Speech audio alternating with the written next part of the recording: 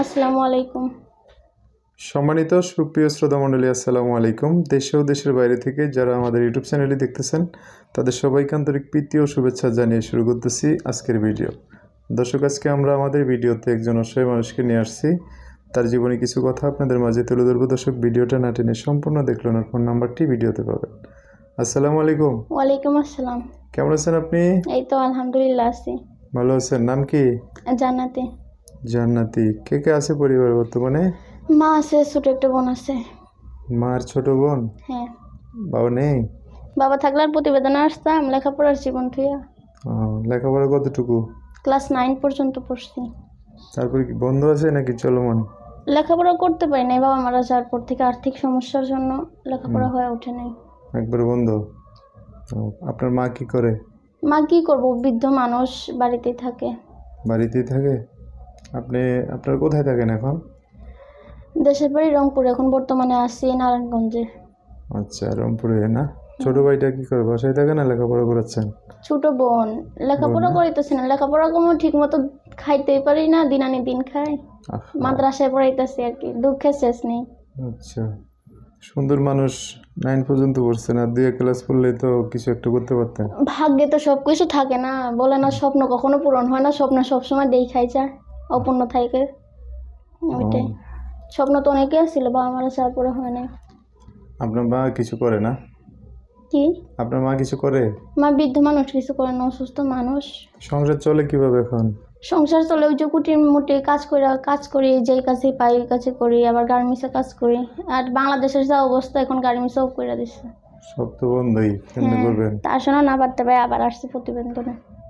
আচ্ছা, এখন উদ্দেশ্য কি করতে আসছেন?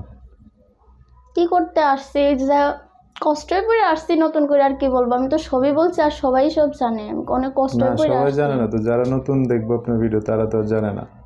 চেহারা দেখে যদি কারোর মায়া দয়া লাগে, সারা জীবনের জন্য নিজের করে নিতে চায়, তার সামনেই আসছি। আচ্ছা, ওরকম একটা মানুষ পাশে চান আর কি, না? হ্যাঁ।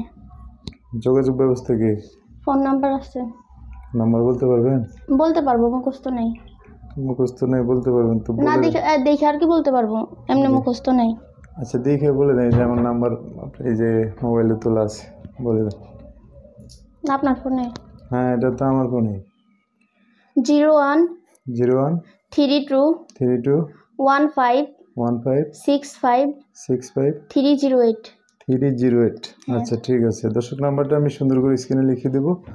আর ওনার সাথে আপনারা যোগাযোগ করে যদি ভালো মনে করেন বা আপনাদের পছন্দ, দয়া মায়া লাগে, মানুষটা সুন্দর, ক্লাস 9 পর্যন্ত লেখাপড়া, অনেক প্রবাসী ভাইরা আছেন যে সুন্দর একটা মেয়ে নিয়ে সংসার করবেন, এরকম মানুষ আমার ফোন আছে, আমার ফোনে ডিসপ্লে গেছে আর কি, হাত থেকে পড়ে ডিসপ্লে গেছে, এই যে এইখানেই আছে। এখানে আছে? আরে, নিয়ে আসছিলাম, ওইখানে রাখছি, ডিসপ্লে নাই, ডিসপ্লে গেছে। মানে এটা টাচ ফোনে আর কি, না? হ্যাঁ, টাচ ফোনে ডিসপ্লে গেছে। ডিসপ্লেকে এটা ঠিক করতে কত টাকা লাগে? তো লাগতে পারে 3000 টাকার মতন, 3500 টাকার মতন তো লাগবেই। মানে 2500-3000 টাকা হলে মোবাইলটা ঠিক হবে আর কি। আচ্ছা, সেটা কেউ যদি আপনার এটা ব্যবস্থা করে দেয়, তার সাথে কথা বলতে বললেন আর কি, ঠিক আছে? হ্যাঁ। আর কিছু বলবেন?